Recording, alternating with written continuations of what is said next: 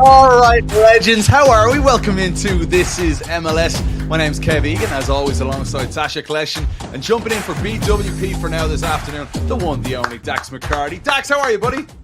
Doing great. I'm nervous to fill in for designated player on the show, Bradley Wright-Phillips. But listen, when you get your call up, you got to take your chance. I'm hoping to do that today with you fine gentlemen. What's the story with those photos in the background, man? Oh, I love dogs. I love dogs, you know. I'm in a rental house right now. I got 40 pictures of dogs. I got 40 pictures of dogs, and the people who own the house said, you know what, for a nice background, you can hang up all your pictures, and so that's what I did. You know who else loves dogs? Heung-Min. Did you see him after the LA game? He loves LAFC everyone. Get the win over Atlanta United. He's straight over to pet a dog. He's at the Rams game with Puka Nacua. Sash, no one is enjoying life right now more than Heung-Min. This guy is loving life in Southern California right now. I mean, we had Aaron Long in the studio with us this weekend. We are throwing every question we can at Aaron about what Son is like off the field. Obviously, what we see, he's the nicest guy in the world. I saw him after the game with a bunch of Clippers players who were around at their game on Sunday Night Soccer. Thursday Night Football, he's there at the LA Rams game, taking it in field side, hanging with Puka Nacua. Eating In-N-Out Burger, the best burger in America, California local. This guy just gets it. Yeah, no, In-N-Out Burger, definitely not the best burger in the world. Come on, Sash. But I look at Son, and I just am thinking that this guy, he didn't really know what to expect coming over here. And now I feel like because there was so much kind of indecision around his decision, right? I mean, he was a little uncertain which direction he wanted to go in. And now that he's over here, it's almost like his whole world has been opened up to all the possibilities and opportunities. It's funny because I think back to when Zlatan first got here to the Galaxy, and Son couldn't be more different of a personality than Zlatan. But I feel like his influence on culture in the LA scene right now is just as big than Zlatan, because different types of personalities. But everyone wants to be involved with Son. It's just they see his smile, they see how he is, and they just want to be involved in everything he's doing right now. I envy his lifestyle for sure. But isn't it lovely, though? When sometimes superstars are so quiet and they stay away from the media, or our world today being just so divisive and oftentimes full of rage, you get the most lovable guy ever to rock into our league. And the fun, Sash, he had with you guys on Countdown, just so lovable. Like talking, yes, my captain, hello, my captain, Darren Long, and diving in about fantasy football and all things life. I just think he's bringing such a breath of fresh air right now to this league and this country. I agree, Kev. Just the way that he has approached everything. Some superstars we see come into MLS, and a lot of media requests come in. We want to interview them every week on MLS Countdown. A lot of them say no, but he has said yes to everything. He has put himself out there. I mean, my wife even is like, can we go to Aaron Longhouse for dinner soon? And can you make sure he invites Son too? I just want to meet this guy and see what he's like. This guy he's a genuine superstar, but from what we hear from Aaron in the locker room, he's just one of the guys. And also how he can be a little bit more anonymous here in Los Angeles compared to what he was in London playing for Tottenham, where, they go crazy for every win and loss. And so I think he's just enjoying life off the pitch here in LA as well. You know who else is a big fan? Robbie Keane. Spurs legend Robbie Keane. LA Galaxy and Ireland legend Robbie Keane is going to join us on the show here. Myself and BWP had a chance to chat with Keano just a few days ago, and he's a massive fan of Son. He's actually someone who found the anonymous life of LA comforting to a fault at one point. Remember Robbie Keane went to the game with Russell Brand and David Beckham, and it was in the newspaper being like, Russell Brand, David Beckham, and a fan posed for a photograph at the game. I remember that. The disrespect. Unreal. I know, man. I know. He's BWP. He's one of Brad's favorites ever here in Major League Soccer and beyond. So looking forward to getting you guys that chat with Robbie Keane here shortly. But today brings us huge news, folks. Darlington Nagbe's taking the social media this afternoon to announce his retirement come the end of the season, as has Jordi Alba, two absolute legends in their own right, calling it a day here in Major League Soccer. Sergi Busquets did it just a few days ago. We are receiving wave after wave of massive names that we're so close to when we call games and we analyze games, Dax, that this is nearly an emotional week right now. Yeah, Kev, it really is. And it's funny because you texted us in the group chat something funny that actually crossed my mind. Wow, Dax, good thing you retired last year and not this year. Because honestly, I thought about that and just thought, you know what? With the amount of legends that are retiring right now, it's sad for Major League Soccer. I mean, it should be a celebration of their careers. First Busquets, now Nagbe and Jordi Alba. We should celebrate their careers, but it doesn't mean that we also can't feel disappointed and upset. And I'll start with Darlington, because particularly when you talk about a player and maybe the perfect encapsulation of what any coach would want to start a team with, you have to start with Darlington Nagbe because of his demeanor, because of how he is off the field, because of how he is as a person. If you guys have ever been lucky enough to interact with him or meet him, he is the most humble superstar that you will ever meet. We've talked about this a little bit on Countdown about humble superstars, none more so than Darlington Nagbe. He always thinks about the team first. He always puts the team ahead of himself. And he's one of the most unselfish players that you'll ever come across. And then you get to on the field and what he has accomplished on the field. The first thing I think of is winner. He's won 4 MLS Cups with all 3 teams he played at in Major League Soccer. He won a national championship at the University of Akron. So winner is the first thing. And the second thing is unique. Unique in the way that he was as a player, in his profile, in the way that you think of Americans, how they're developed. You don't think of Darlington Nagbe. He is a comfort level with the ball, a composure on the ball that basically rival anyone in the world. And I'll stand on that because of how good he was technically, because of how comfortable he was in possession. He was a cheat code. It was the reason why all of his teams were not just good and not just won championships, but aesthetically pleasing to watch on the eye as well. I can't say enough about Darlington Nagbe. Sergio Busquets and Jordi Alba, they need no explanation. Sacha and I gave them their props on or at least Sergio Busquets on Countdown with how he kind of revolutionized the position. Jordi Alba, we always joke about him being maybe a center forward from the fullback position. One of the best attacking fullbacks of all time. Absolutely can be argued he revolutionized his position as well. It's just a sad day that they're all going to be walking away from the game, but we can remember them for all the great times that they gave us. Spot on, Dax. I think it's really well said. Just to touch on Darlington Nagbe, because the biggest compliment I think I can give him is that he made everybody around him better, and he made his teams better by the way he went about his play on the field.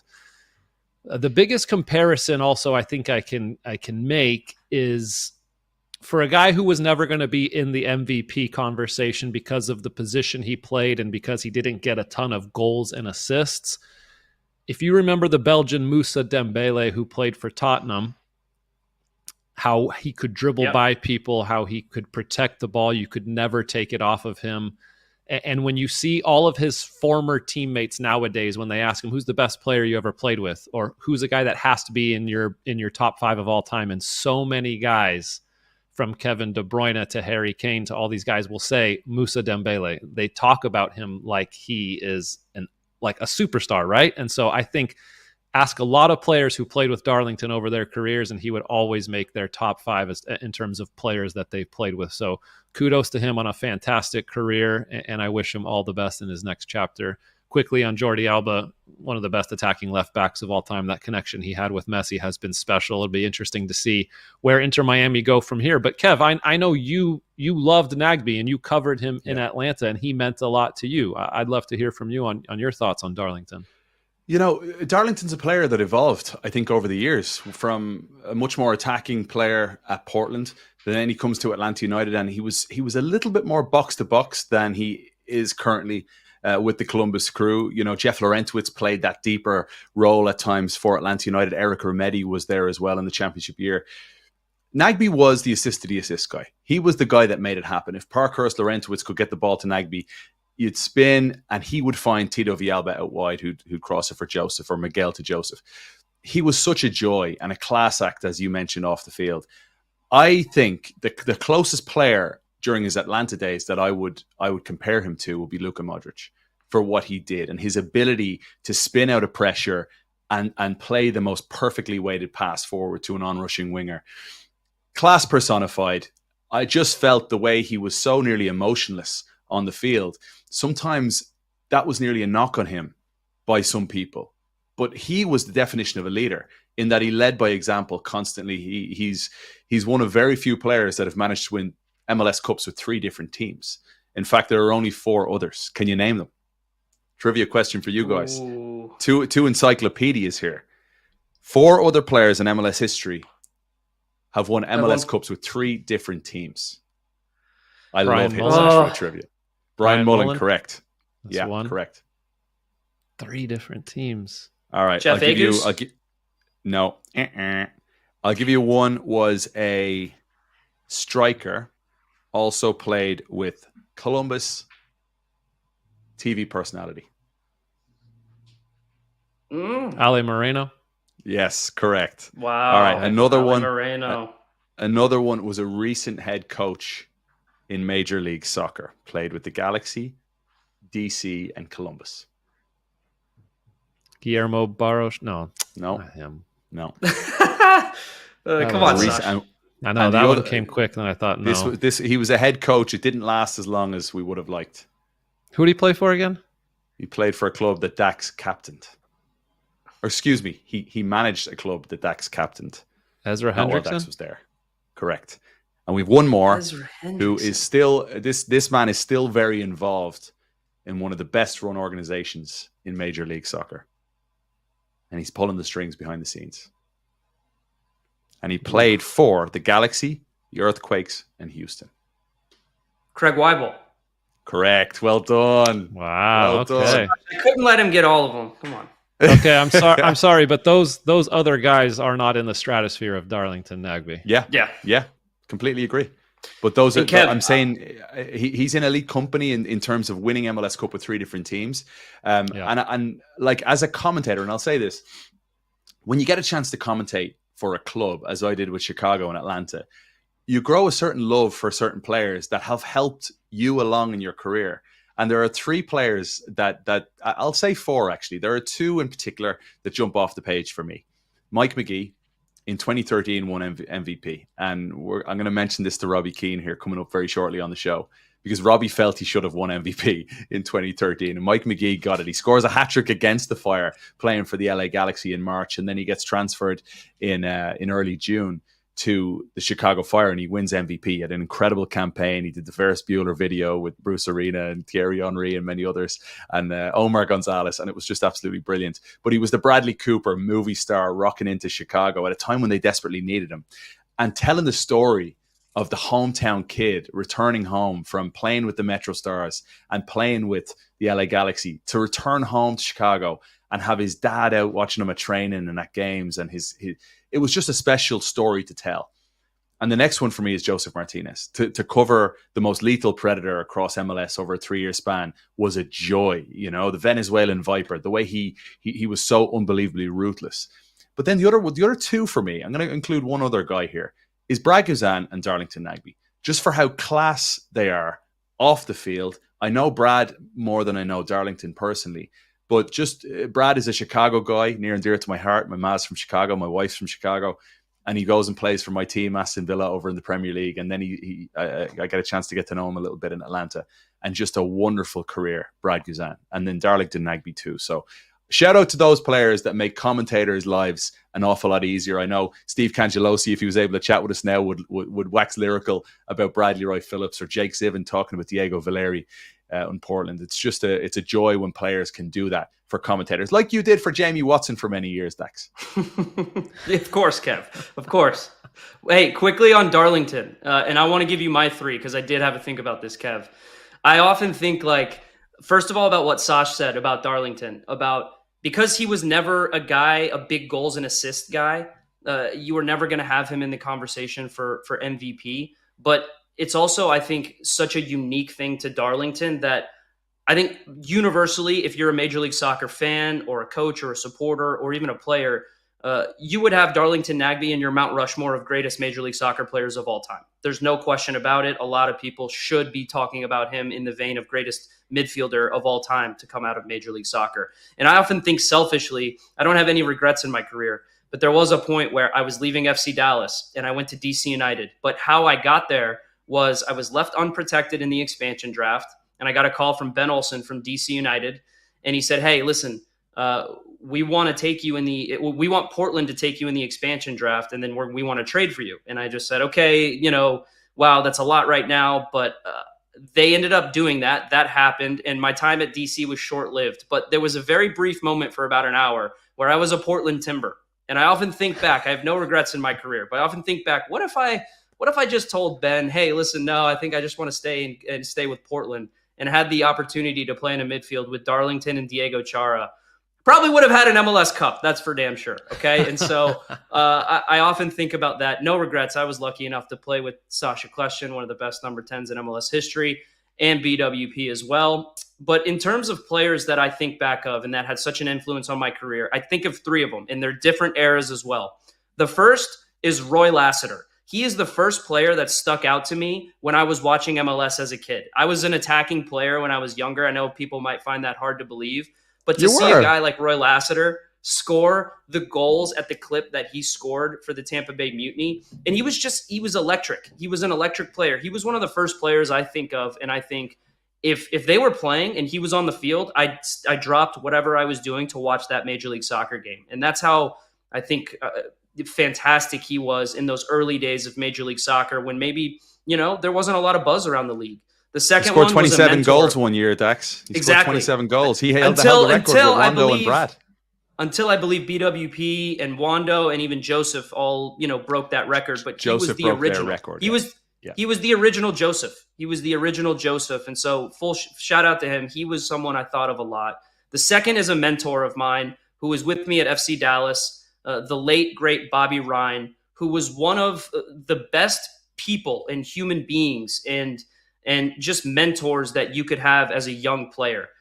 He never complained. He always gave everything he had in training. He was never the best player on the team or on the field, but he did anything he could to make the team better. And he was a great mentor for me. He passed away sadly in 2011, and that was a really difficult one. I'm still close with his wife and his kids, and he taught me how to grow up. And a lot of the leadership attributes that I tried to take forward into teams that I was in came from Bobby Ryan.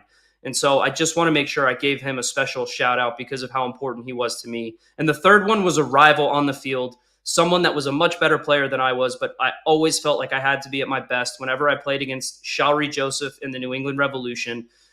He was just a joy. He needs to be talked about as one of the best midfielders in Major League Soccer history. He was a guy who I just envied so much, just all the quality that he had. He was physical. He was strong. He had great feet. He could play anywhere. Those were my three, Sash. What do you got? We tried to guess yours, and I feel like me and Kev got pretty close. You guys got pretty close in the group chat, so I'll share them with you. So, and all three of my players have spanned multiple fronts. So whether that be, let me explain. The first one is Preki. He was my favorite player growing up. I watched him play all the time. He became a U.S. citizen to play for the U.S. men's national team. He's Serbian. My pop's a Serbian. He was just like the natural guy that I fell in love with watching him play. Goals, assists, 2-time MVP.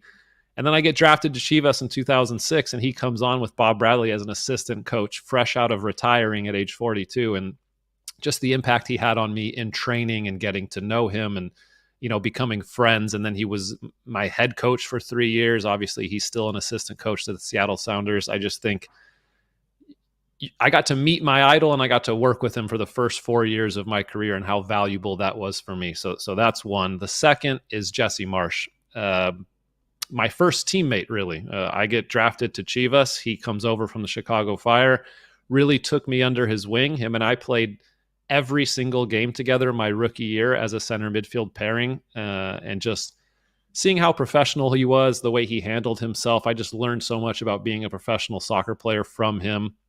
And then eventually he becomes the coach of the New York Red Bulls, coaches me for 3 years, where I probably had the best period of my career in Major League Soccer. So I think the impact he had on me was special. And then the last one is Kev, something that I'm very proud of, that you always intro me on the show, the only guy in MLS to lead the league in assists in back-to-back seasons.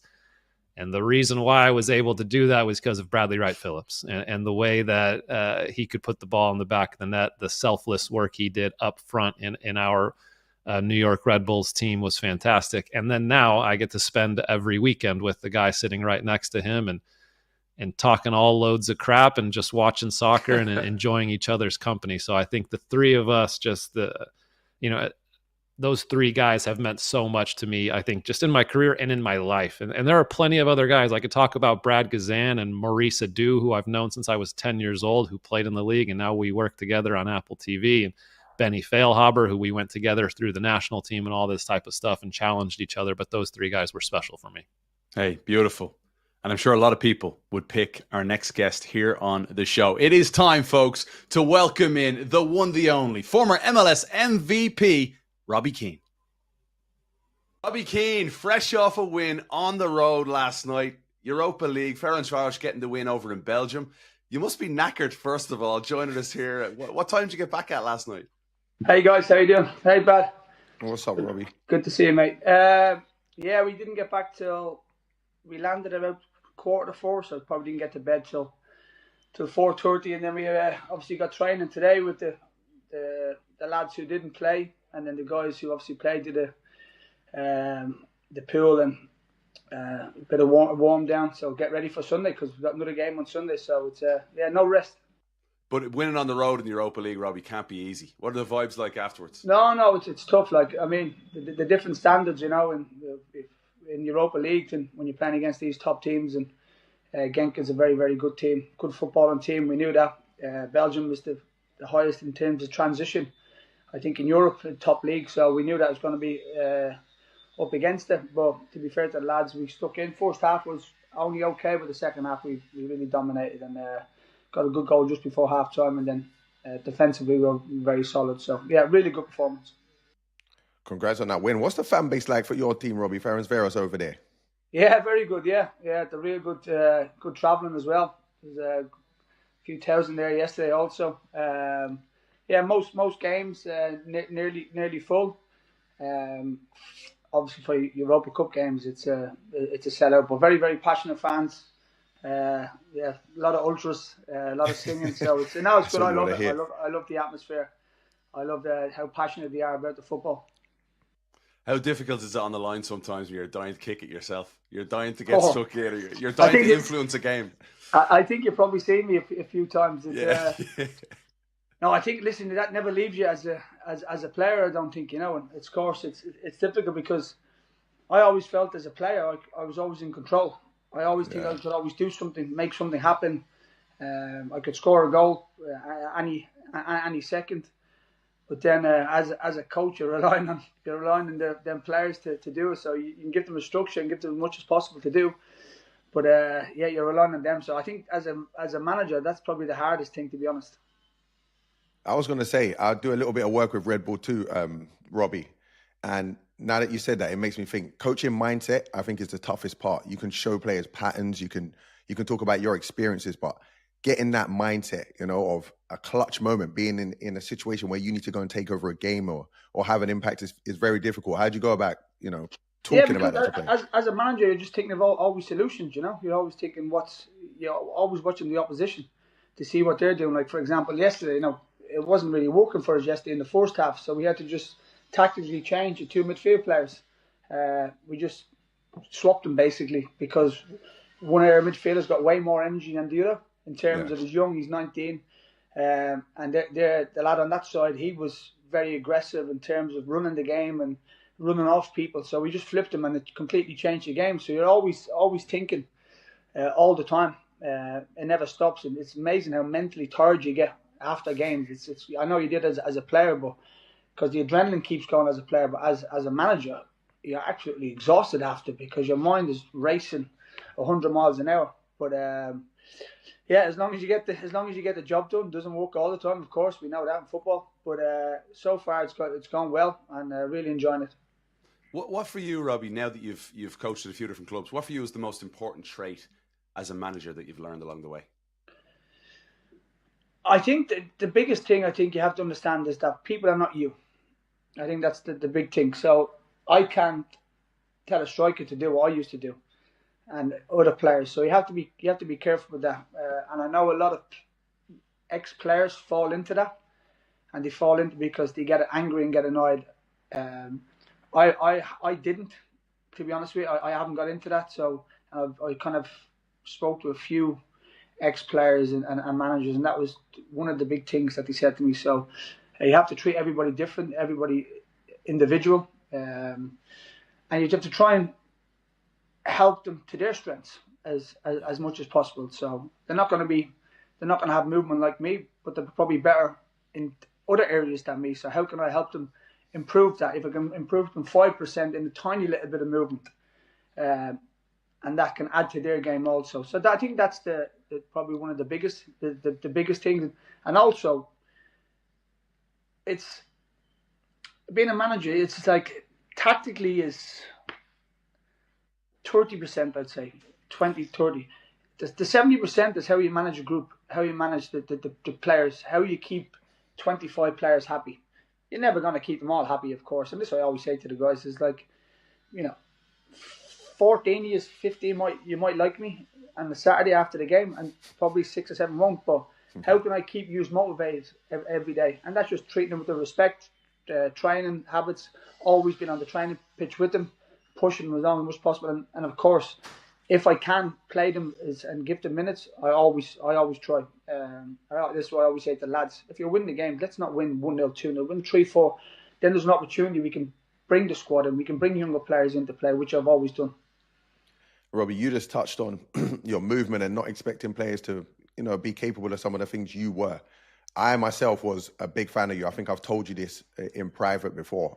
I thought you were an amazing player, in my top 10 strikers for sure. Movement was unbelievable. Great first touch, finishing, any types of finishes. Do you think you were underrated as a player? I don't really know. I don't never look at things like that. I'm not bothered, to be honest with you. I'm bothered for you. I don't like it. You're an Arsenal fan, Brad. I'm an Arsenal fan. This is like blasphemy. But it bothers me, Robbie. I don't think you got enough credit for what you could do with football. I think the people in the game do. I think the people that's like yourself and the proper players and the proper managers and coaches. Irish fans too. Everyone I've played with and all the fans I've played under. So all the fans I've played for, the appreciation I get, that means more to me than some reporter saying stuff. I mean, I'm in the, over 100 goals in the Premier League. I did nearly 400 goals, 68 for my country. So I mean, I think that really speaks for itself more than anything itself. I've no ego, Brad. To be honest with you, I'm very comfortable with what I've done in my career. I know what I achieved. Happy what I achieved, and not just now. Now, my mentality is probably a little bit different. A lot of people, if people's trying to knock me, I'll always bounce back up. Always, it never affects me. I'm too mentally strong for that. And the same as in management now. With what I'm doing in management now, and I'll continue to do that. But I think to your point though, Brad, you speak to players, top players, and Robbie comes up in conversation, and they've nothing but amazing things to say about Robbie Keane, the player and the fella, which is class. Rob, your managerial career so far, it's going to be one of those, those player paths that people get where you have to guess who it is. To go from where India to Israel to Hungary, a little bit in India, you go then, and obviously have great success in Israel and succeeding now in Hungary as well. Did you ever sit back and go, Jesus, what a journey this has been so far? Just in terms of a life path right now, it's extraordinary. No, not really. But I think the difference between me and, for example, the normal thing is people expect me to coach in England because I played there for a long time. I went at 15, and my association is probably there. But I'm not from England. I'm from Ireland, so whether I travel on a flight for 2 hours away or an hour is no difference to me and my family. So so me going to these places, I did it as a player. I'm not scared to get out of my comfort zone. That's why I say I spoke to a lot of young coaches, Jermaine Defoe, spoke to Jack Wilshere also, and I told them, don't be pigeonholed just in England and think that you just want to coach there. Open the doors for other things, other opportunities. For example, I've now managed for a few years now in Europa Cup, in the Conference League, done well, got to the last 16. The experience I get from playing against these big teams, massive teams, the atmosphere, the teams we're going to be playing now. We played AZ, then we're going to play Fenerbahce, we're going to play Rangers, Nottingham Forest. If I go to the Championship, for example, now I lose 6-7 games in a row. Look at Big Ange now under pressure already. Yeah. You know, do they give you the time that you deserve and to get your point across? I don't think so. I don't think really so either. Good ownership, really good team behind you. And Sir Alex Ferguson said to me when I had dinner with him a few years ago, he goes, pick the people, don't pick the club. The people behind it, who's upstairs. So that's always stuck with me. Of course, I've had some offers, as you probably know, in England, but to be at a massive club, play the football that I want to play, because I'm at a team that we kind of dominate a lot. And if I go to a team in the Championship, for example, Brad, and the bottom of the table, what do I do? Try to survive because I want to save the club money and save face because I don't want to be relegated, or I'm going to play the way I want to play. I want to play the way I want to play. But then you might get sucked into that mode of kind of, I don't want to get relegated here. So then you kind of killed you going forward. So this is why if you look at the stats in terms of possession and how we play and XGs and all that, I'm not into all that crap, to be honest with you, but it's neither am I. But just put the ball in the back of the net. It's simple. Put the ball in the back of the net and don't. If you had a chance to score and you don't score, but the XG is high, I'm not having that. You had the chance to score, you don't score. You're not a good enough finisher. No, most weeks. Simple as. I know. I got my the people here come to me. Oh, see the XG. I said, many goals we scored? Oh, 1-0. I said, well, we could have scored 4, but we didn't score 4. Ferdinand, clip this. I need this out. I need that out everywhere. Please. Bradley's losing his mind every week. I'm the same. The meetings, the producers will be like, the XG on this and this, and Bradley's like, doesn't mean anything. Get me out of here. Doesn't mean anything. Robbie, you're obviously doing a great job. And you just spoke about your coaching. And first of all, I admire your bravery because a lot of coaches are not leaving and coaching in India and the places you're coaching. Is Major League Soccer on your radar? You know, if you asked me a few years ago, I probably would have said, yeah, of course. You know, when I was, it's amazing when you're looking for jobs, and you don't have experience and then all this usual.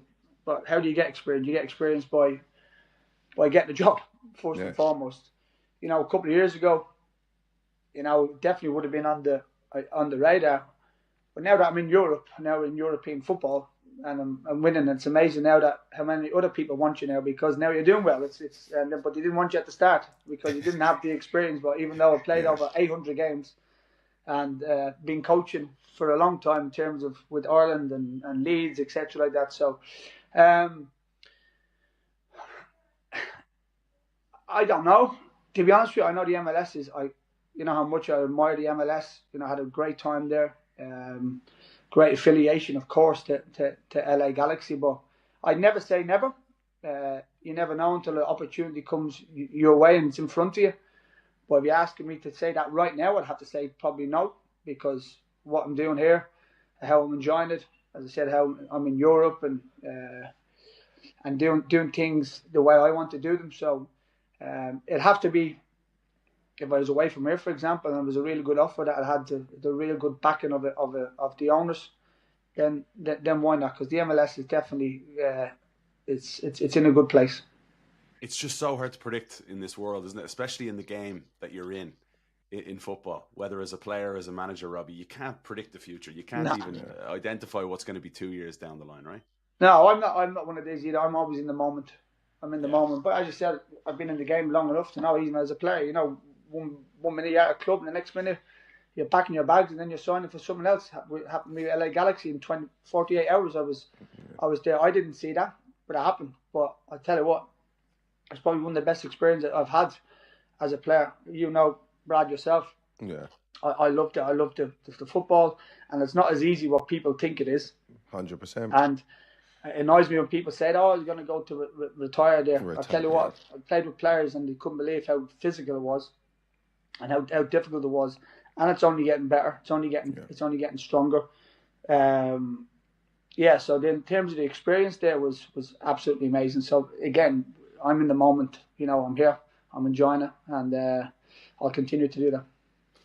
What is it about certain DPs though? You two fellas killed it. You're two of the top strikers that the league has ever had. Yet other fellas go there with massive reputations, big personalities, and are unsuccessful. We look at even LAFC, Robbie, this year. Olivier Giroud didn't work out for him at LAFC. Son's come in and he's having the time of his life right now. And on the pitch, he's been next level. I'm not surprised with Son because I know him personally. I know him. He's an unbelievable character, loves football, full of energy. Giroud's a different player, isn't he? You know, Giroud needs people around him. You know, where I think me and Bradley can make things happen, you know, with his pace and my cleverness and scoring goals. Giroud kind of needs a lot of energy around him. I haven't, to be honest, watched too much of LAFC, but, you know, when he's played for the France national team, for example, you've got unbelievable top players around you, so it's kind of easier. But if you don't have them group of players around you helping you, it can be difficult because he's never going to get away from people. He's not quick, but he's very, very good inside the box, you know, finishing in terms of in the air. So, and also I think when you go to the MLS, I think you have to just throw yourself into it and don't moan about the travel. Don't be moaning about this because don't go. Before you get there, you understand what you're getting yourself in for. I knew straight away because obviously David Beckham was the one that signed me basically, and he told me everything before I went there because he was at months. He was with Tottenham training, and he told me everything. So I knew New York was 5 hours away. So what, we go there 2 days before. No problem. Most of the places from LA is 2.5 hours. So you have to get your head around that. You have to get your head around, you know, some players coming in that maybe is not the quality. And I think that's where it's helped me also in being a manager. Because you had some, like Jossie Sardas, for example. When Jossie came to Galaxy first, he was very raw. You know, he just came out of college, you know, and you could see something in him because he was quick, he was strong, but he was a completely different level to what me and David and Landon, for example, were. But so we had to help him. We had to help him as much as possible, and we did. So you have to understand that kind of side of the MLS, and instead of getting annoyed, I used to get annoyed with them, of course, because but it was more to get at them, to try and help them and push them. Yeah. And then, but as long as you explain to them afterwards and help them, that was a key thing. So I think that's helped me in my manager now, that some players are not as good as other players and not as good as you. So how can you just make them the better version of what they are? Quality answer. Kev, Robbie, you mentioned it. It's all mindset. Coming into this league, it's a mindset. Like everything. You had Beckham probably telling you, you know, what to expect. I had Thierry Henry. So I could hit the ground running. So great. Yeah, no. You did it unbelievable. Scored a lot of goals there. Like as I said, I think if you dive yourself into the culture, you know, I loved LA. I loved the lifestyle in America. I loved the people. I think very, very positive people. Mind you, sometimes too positive. Like when we I remember we lost the game at home. I can't remember who it was against, and I was there.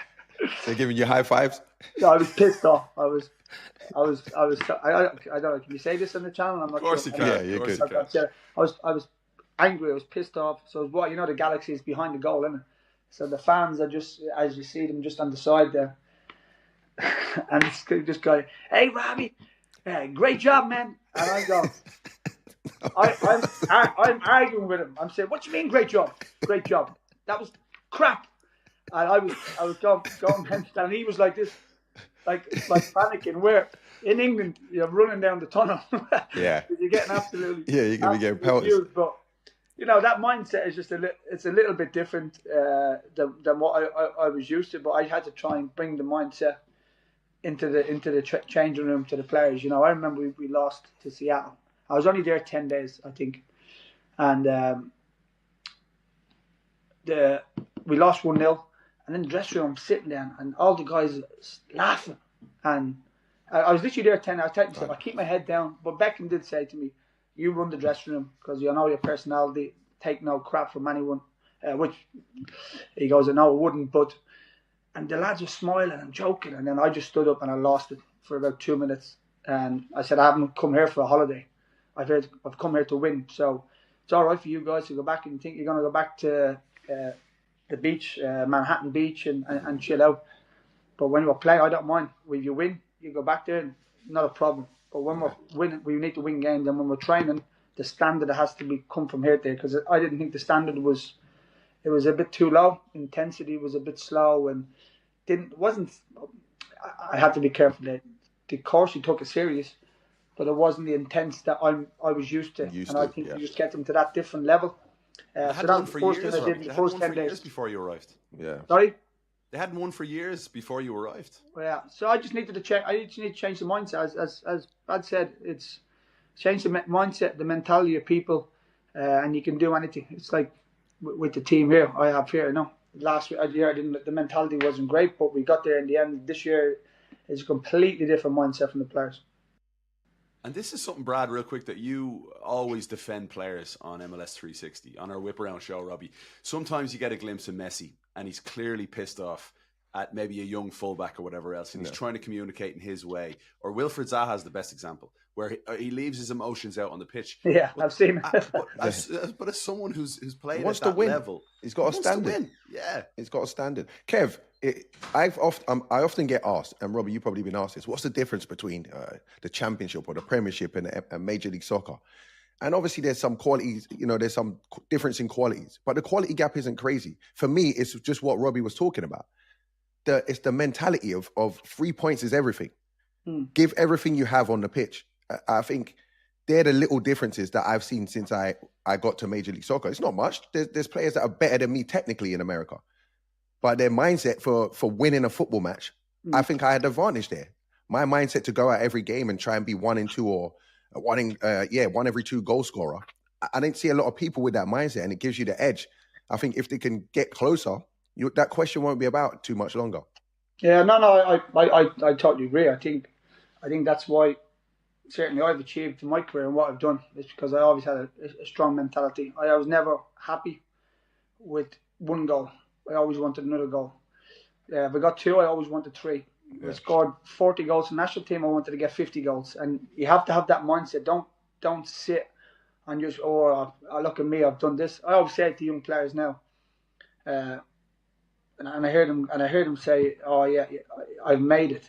I always annoys me because, and I sit down with my players say, "You've done nothing yet. You haven't made it." People's asked me when I was playing, was 27, 28, played in the World Cup, done this, scored a lot of goals. Oh, you've made it? No, I haven't made it. I've made it. I'll tell you when I made it when I finished playing football. So to have that mindset, because then you don't rest on your laurels. Then you don't think, "Oh, look at me, I've done this." So to have that I haven't made it, because then you want to achieve more. You want to more and more and more and more. And that's the mindset I think a lot of the national team players, I think, need. Certainly the young kids. But that's only going to help as well with the quality of players going in. The players going in, for example, LAFC, they'll see Son come in every morning. He's the most professional guy ever. He trains the hardest. He works the hardest. How can you not learn off him? Like I had a player last year, Aran Zahavi, and we had young Tudjman, who's gone to New England. By the way, he's an unbelievable player. He looks good, yeah. He's sharp, he's quick, technically very good. But I had to sit him down and go, you just follow Aran Zahavi around. He's 37 years of age. He scored 45 goals for us last year or something like that, crazy, at 37. His mindset is incredible. He reminds me of me a little bit in terms of the mentality. He just wants to win and wants to score. But what he does off the pitch, how he eats, how he's in the gym every day. So I told Aran to get Tudjman and bring him with you and just follow him around. Just follow him, see what he does, and copy him. Basically copy and paste. That's quality. And that's what I think the American lads now, when they go see Messi comes to train, think the best player ever. I presume Messi's the first one in training. I guarantee you. I bet he does extra work. He's in the gym. He's doing the right stuff. So, this is the mindset that's going to help the MLS with players like this coming in, and just study them. Just look at them. Just, you don't have to be stupid about it. Just what they're eating. Look at what they're eating. See what they're doing in the training, which are they pushing themselves more than what I'm doing? Can I do the extra 10, 20, 30% to get me to a level where I can be? You're never going to be Messi. You're never ever going to be Messi. No one ever will be. But can I be the best version of myself? I love that. World-class basics in a way, right? Yeah. Picking up on the little things that you could make a difference in each and every day. Small details. Little details in football can make a huge difference. Robbie, we're chatting with myself, Sash, and Brad over a beer recently, or a coffee, whatever it was, and we're just talking about personalities within the game today. And then naturally it came up in a conversation here on this show with Giorgio Chiellini a few weeks ago. And then Phil Neville says the same thing last week. So I have to put it to you about footballers today. There seems to be a lack of personality, and I don't know whether it's the personal brands. I don't know whether it's they're afraid of being cancelled by having a bit too much fun on social media, and you don't get away with maybe the things that you guys would have gotten away with in your earlier playing days. What is it for you? Yeah, it's like robots, aren't they? You know, they're like, That's it. They're like almost kind of told what to do, where to be, what to say. That's why I love Jack Grealish. I love Jack. Yeah, I love Jack. He's a free spirit. He's, you know, I know Jack very well. He's on holidays with him in the summer a lot, and he's just the nicest kid ever. But he loves football, and you see his interviews. He's just so laid back. Just you know, he likes to go out. He likes to have a beer now and again at the right time. And listen, there's a lot of people do. Don't get, I'm telling you that now, but they just pretend that they're not, and they're scared to say it. But there's no real proper person. I look at Muller, who's come into the MLS now. Yeah. Look at his character. Look at how class. funny he is. Yeah, Even getting his cake through the day and like pretending to. You know, these are the guys, and you know, like on the pitch, I was crazy in terms of like I wanted to win. I was demanding off people, but off the pitch in the dressing room, I always have a bit of fun with the lads and you know, and get the team together, team dinners, etc. Seems to be kind of gone a little bit out of the game. Everybody's on the phones. Everybody's talking. There's no communication. There's no fun on the bus anymore. There's no, like, when we were on the bus, a lot of the lads used to play. I used to play. I never played them, the games, the video games. But the noise on the bus was crazy. Like, people screaming. But in a weird way, it brought this togetherness. Now, I'm not condemning people continue to play computer games. Don't get me wrong. Communication is a bit more better for me one-on-one situations, but we definitely lost some personalities, haven't we? 100% agree. And I worry that, I don't know, just when you look at football, sometimes the game can be boring. When you take away those personalities, you're not going to get those moments in a game. Do you know what I mean? Those personalities bring out rogue moments in the game. We all can know where we're supposed to stand and be on the pitch. But what about when something needs to change? That's when the personality comes into the game. Where would Eric Cantona play today? Genuinely. What top team is playing Eric Cantona today? Yeah, nah. Like, was he playing? Is he playing him out wide? Like, it's like the number 10 is gone, Robbie, from the game, right? Yeah, well, it thrives in MLS. Not in Major League Soccer. Yeah, not in MLS.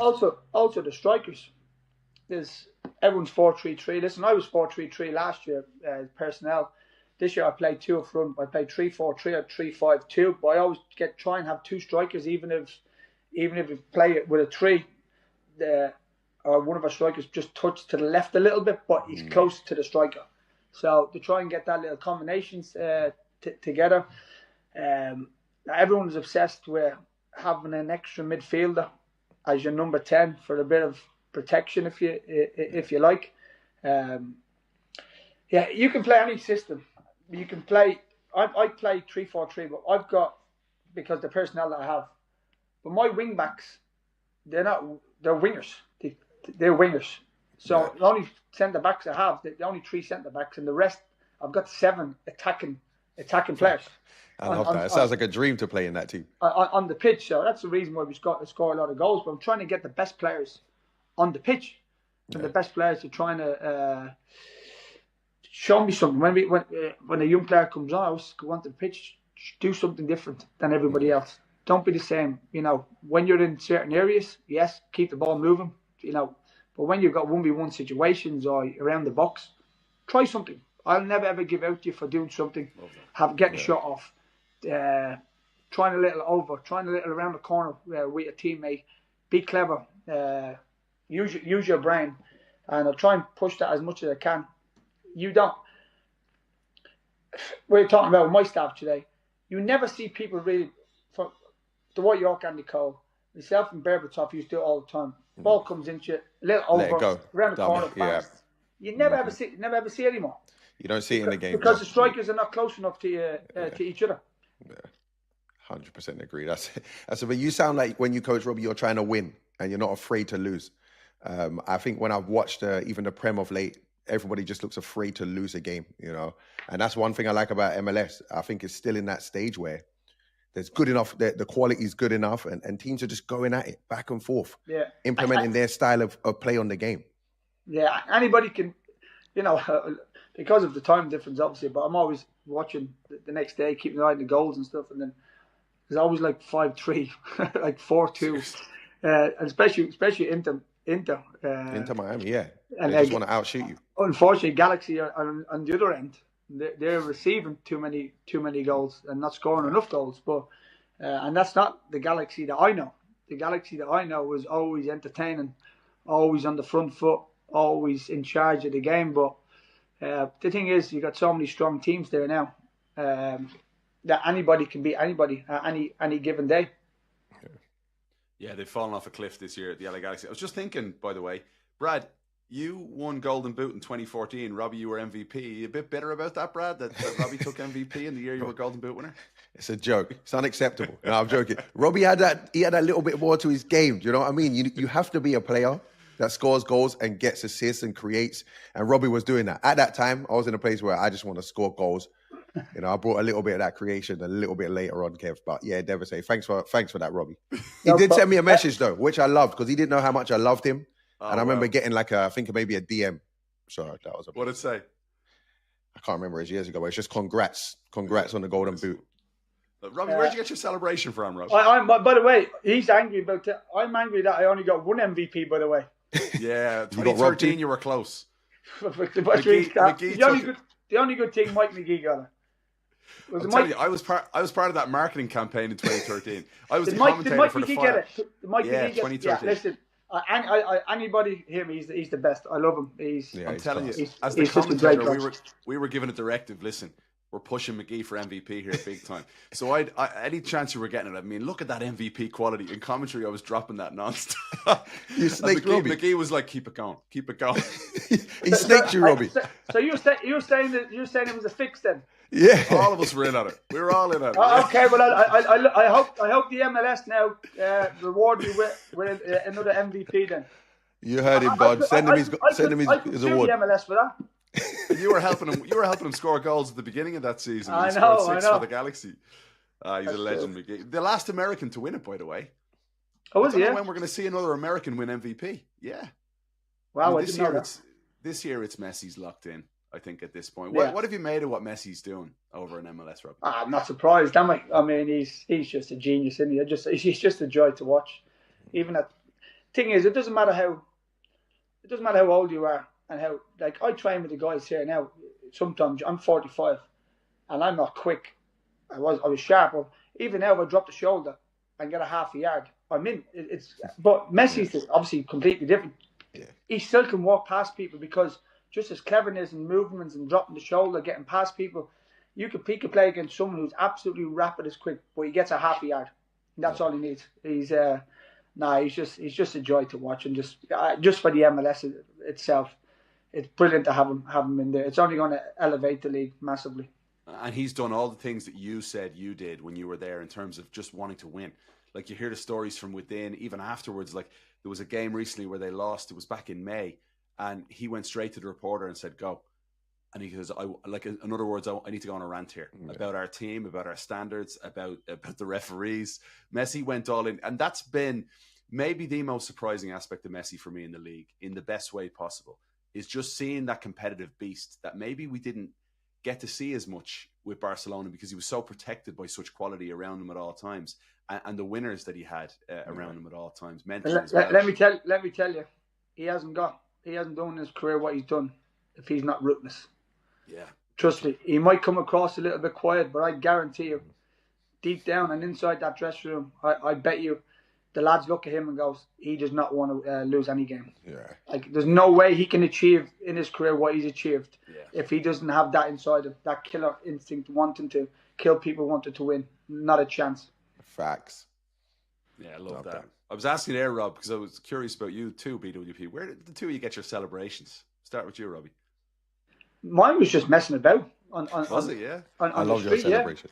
Yeah, just messing about. And then I remember one of my mates, I just scored, and then my mate just goes, just the jumpers obviously on the ground.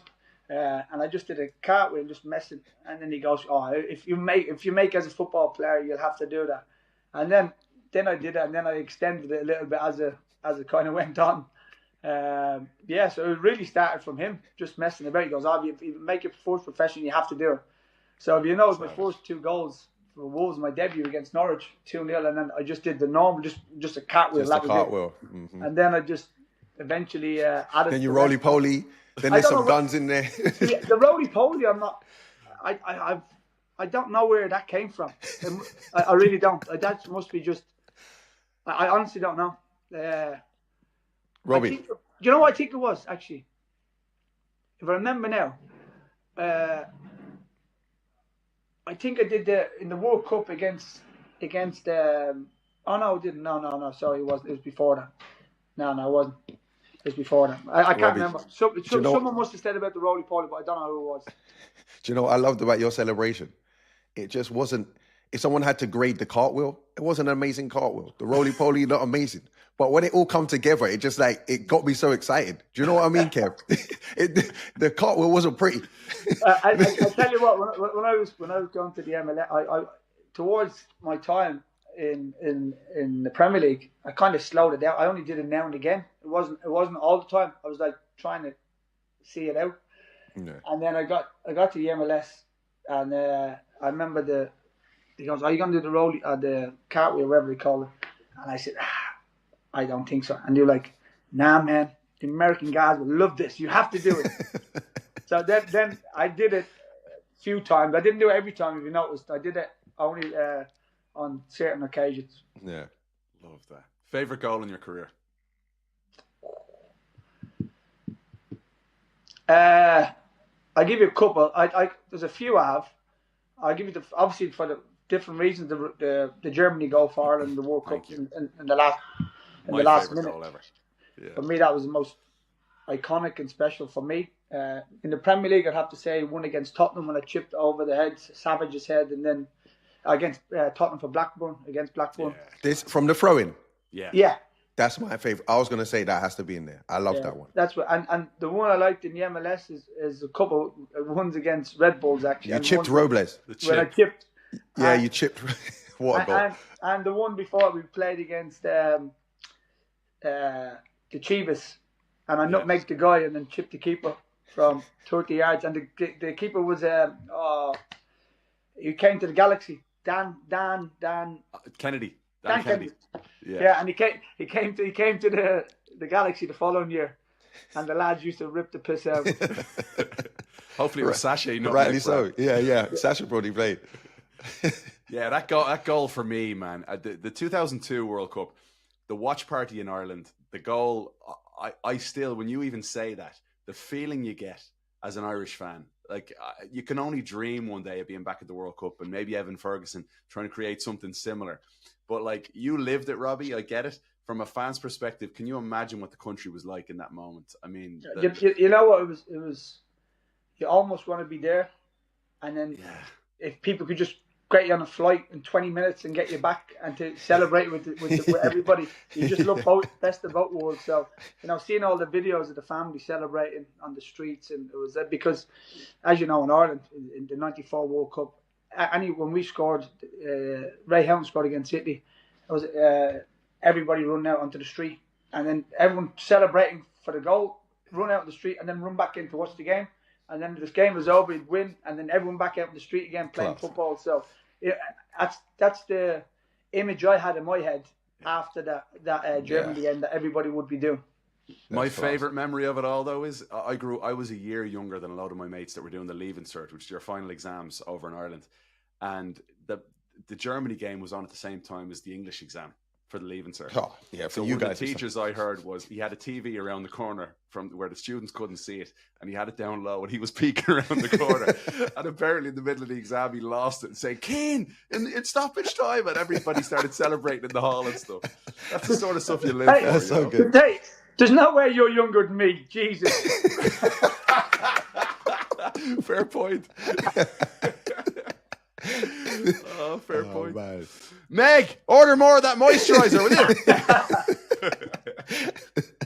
Oh, Robbie, We'll love you and leave you, pal. Thanks a million. we'll What a let you go, chat man. this was. Really, really appreciate you joining us. Pleasure, guys. Nice to see you. Yeah. Hope to see you soon.